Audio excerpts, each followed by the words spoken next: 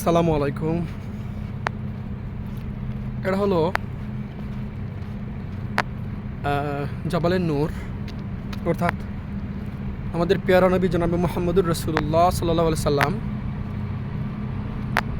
এখানে থাকাকালীন সময়ে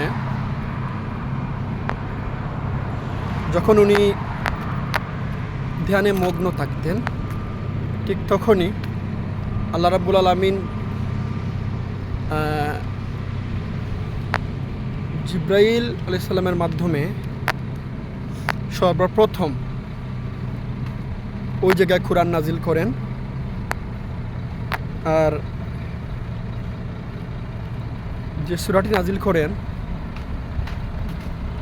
ইকরা বিসমি রাব্বিকাল্লাযী খালাক খালাকাল ইনসানা মিন আলাক ইকরা ওয়া রাব্বুকাল আকরামুল্লাযী আল্লামা বিল কলম আল্লামাল ইনসানা মা লাম ইয়ালাম।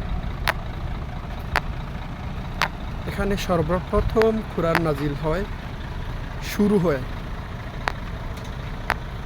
আমরা এখানে ইনশাল্লাহ যাওয়ার চেষ্টা করবো, ইনশাল্লাহ, আল্লাহ চাহে।